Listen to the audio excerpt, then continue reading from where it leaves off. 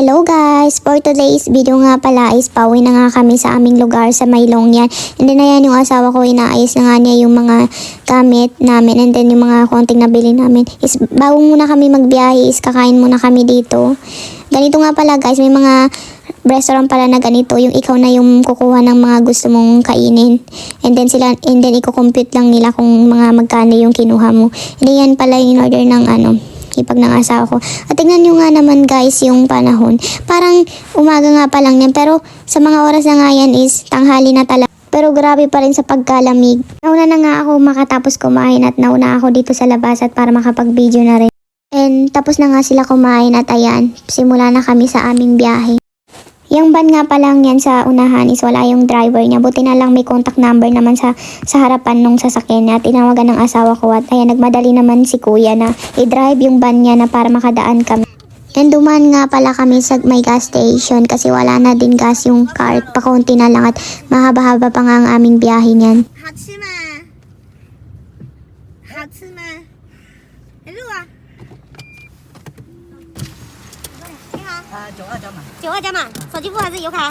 手机付哈。And ito nga pala is free. Kung magpapagas ka sa kanila, may pa-free pang tissue. And ayan, pagkatapos nagdiretso na rin kami. Hindi nga pala ako na form na dadaan pa pala kami doon sa pinuntahan namin kagabi ng asawa ko, doon sa may pasyalan. Ayan, nagparking pa pala kami dito. Ito nga pala guys, nilakad namin to. Kagabi pumunta din kami dito pero konti lang yung mga tao kasi weekdays pa yun. Ngayon nga ay Sabado, ayan, maraming tao. Yung mga nakahawak na flag na yan is yun yung may mga tour guide. Ayan yung sinusundan lang nila yung flag kasi dadalhin sila doon sa nila pupuntahan na parang hindi ko maintindihan, basta yun na yun. And then sabi pala yung asawa kong papasok ba kami, sabi ko ayoko, parang hindi ko ma-feel. Sabi ko maglakad-lakad na lang tayo. Then ayan, naglakad-lakad kami niyan. May mga nakita din akong mga foreigner, mga American ata yun, mga mapuputi, pero hindi ko sila na-videoan kasi yung cellphone ko nakalagay sa may bag, hindi ko nahawakan kasi sobrang lamig na mamanhid na yung kamay ko. At ito nga pala guys, nakikita niyo ba yung puno na yan? Ang cute kasi pahugis heart nga siya. Kami din palang dito, Christmas tree, Christmas decoration. Doon sa lugar ng asawa ko sa Maylongyan is wala ka masyadong makitang mga Christmas decoration.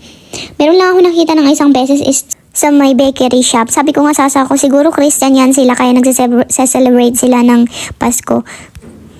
Karamihan kasi dito sa China is hindi nagse-celebrate ng Pasko. Konti lang yung mga nagse-celebrate dito. Ang talagang pinagse-celebratean talaga nila dito is New Year or Chinese New Year. Nagtitingin nga pala ako kung ano yung magustuhan kong pagkain dyan. Pero wala nga talaga akong makita na gusto ko. Busog pa rin kasi ako kasi kung kumain nga kami bago kami pumunta dito. Akala ko nga diretso na nga kami bibiyahe pa uwi. Hindi nila sinabi sa akin na dadaan pa pala kami dito. Isang taon pa nga lang ako dito sa China at hindi pa nga talaga ako nakakaintindi ng Chinese. Pakunti-kunti lang yung mga naiintindihan ko at di rin ako marunong magsalita. Pero sabi naman ng mga kasamaan kong Pinay dito is ganun talaga daw pag sa una wala ka talagang maintindihan. Pero pag matagal ka na daw dito is matututo ka din kasi ganun din daw sila. Mga kasamaan ko nga palang mga Pinay dito is mga 10 years, 9 years, 7 years. Ang tatagal na nga nila dito at kung magsalita sila ay parang mga Chinese na din. Pag nagkikita-kita nga kami, ako lang yung hindi nakakaintindi ng Chinese. Pag may kinakainan kami na restaurant, sila talagang nakikipag-usap sila sa mga waitress and waiter. Tapos ako nakikinig lang, then patawa-tawa lang. Yung asawa ko nga parang namili para sa akin ng pinili ni caramel macchiato. At yung sa kanya naman is cappuccino. Hindi kasi siya mahilig sa masyadong matamis. In fairness, nagustuhan ko naman yung lasa dito. Noon kasi sa lugar namin yung Starbucks doon is hindi mainit yung kape nila and then hindi siya matamis. Mas gusto ko kasi yung matamis na kape kaysa sa yung mapait.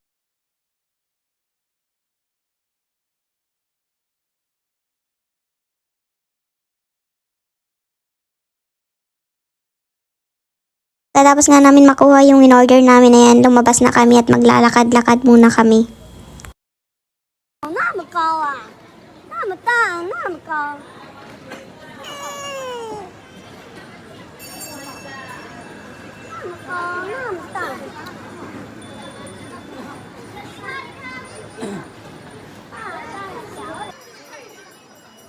And Ito nga pala yung nagpo-photoshoot dito. Ayan. Natatawa kami kasi hindi sila maka-jempo-jempo kasi ang daming dumadaan. May umeksena pa nga.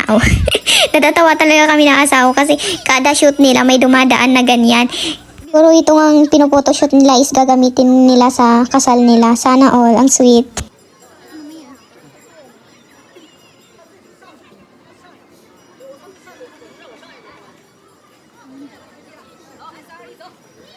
At yun na nga, nakakuha na nga sila ng shoot. Ayan, nakajempo na sila. Kasi wala nang dumadaan na yung parang hinihila na sasakyan. And napadaan kami dito, kumuha kami ng ticket para pumasok dito. May mga statue, yung malalaking statue na yan. And mga history, babasahin mo lang naman. Tapos, may English din siya, pero mahilig ako sa mga historical. Pero tinamad ako magbasa, kaya binidyo-video ko na lang sila. Explain na nga sa ako yung pangalan niyang malaking statue na yan. Kasi hindi ko na maalala kung ano yung sabi niya na pangalan yan. Nakalimutan ko. And then yung mga sulat dyan. Chinese yung mga nakasulat dito sa labas. And then pagkapasok mo nga pala is meron ng mga nakasulat na nasa baba. May translation na siya na Chinese to English. Patayan nga pala sila, tamang picture lang. Kami nga pala ng asawa ko guys, parehas kaming hindi mahilig mag-picture sa sarili namin. Hindi kasi kami photogenic, ang pangit namin sa picture. Mukha ko lang yung pinipicture ko, hindi na nakikita yung katawan ko kasi hindi ko ba alam, hindi talaga ako photogenic. And then may nakita kami dito, yan, naghulog kami. Hulog ka lang dyan and mag-wish ka daw, kahit anong wish mo daw matutupad. Ewan ko kung totoo yun. At yung nakaupo nga na yan guys, sabi ng asawa ko yan daw yung big boss noong sinaunang panahon. At ang mga ito is hindi ko alam yung history niya. Kasi walang nakalagay na English na nakasulat. Ayan, Chinese lang yung nakasulat yan. Gusto ko sanang mag-research kaso tinatamad ako kaya hinayaan ko na lang. Tignan nyo na lang yung pagka-video ko. Ganyan lang siya. Siguro ito yung mga trabaho ng mga sinaunang tao dati dito. And then yung mga damit nila is nagbibigay vibes talaga sa yung mga nasa C-drama, yung mga ganun. And then pagkatapos nga guys is umihi muna ako. Tignan nyo nga naman, lumobo na nga ako. Nung nasa Pilipinas pa ako is payat pa ako nung pumunta nga ako dito. Ayan, tumaba ako ng sobra. Pagkatapos ko nga umihi, umupo muna ako dito. Hinintay ko yung asawa ko matapos. Sa mga punto na nga to, hindi ko alam kung pauwi na ba kami o kung saan kami pupunta. Basta sinusundan-sundan ko na lang sila kung... And dumaan nga pala kami dito. Bibili kasi sila ng ganito. Mahilig kasi sila sa ganito guys. May mga dry pusit yan. And then nagustuhan ko nga yung dry squid. And then ito yung mga seeds na to. Kapag umiinom nga sila ng beer, ayan yung madalas nilang pulutan. Or nanonood sila ng movie, ganon yung pinapapak nila. And then ito mga dry fruits. Ayan. May mga papritas sila kapag gusto mong tikman, pwede mong tikman. Kapag nagusto mo, bibili ka na lang.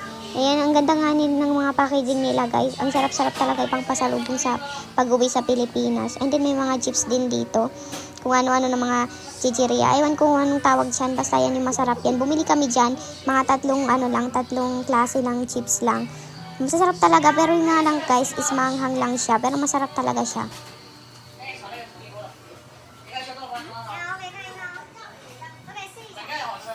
At may mga ganito rin sila guys, yung mga matatamis yung mga yan. Pero hindi ko nga bet yung lasa nila. At tinawag nga ako ng asawa ko dahil meron daw siyang nakitang banana chips. Alam niya kasi na favorite ko yung banana chips. Pero yung banana chips nila dito guys is hindi ko gusto ang lasa. Sobrang tigas, hindi siya yung pagkatigas na pagka-crispy. Iba yung crispy niya, masakit siya talaga kainin. Lagi nga ako nagkakasugat-sugat sa bunganga ko pag kinakain ko nga yun. Kasi masakit siya nguyain. And ito nga, binibigyan ako ng asawa ko pero sabi ko no kasi hindi ko nagustuhan yung lasa.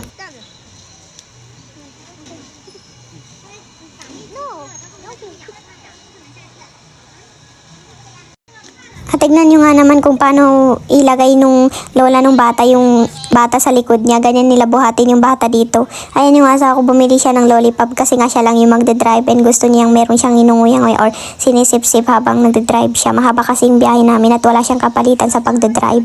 Hindi nga kasi marunong yung hipag niya magdrive. Ang alam niya lang talaga magdrive is sa mga village lang. Pag sa mga malalayong lugar na is hindi na niya kaya. And miss nga ako dyan sa minimekos-mekos na yan. Hindi ko alam kung ano nga yan. Binidyo ko na lang, baka alam nyo rin yan guys.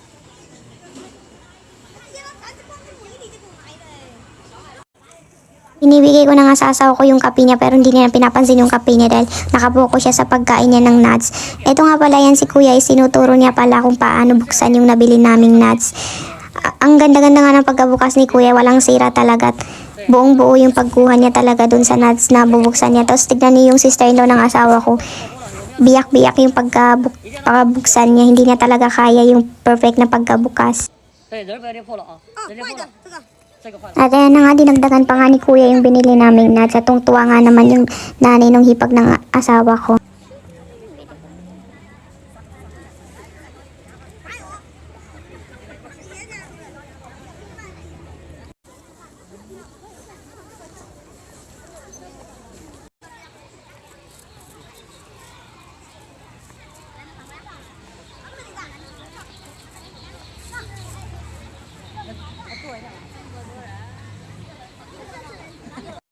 Umupo muna kami dito dahil napagod nga kami sa paglalakad. At yun lang guys, salamat!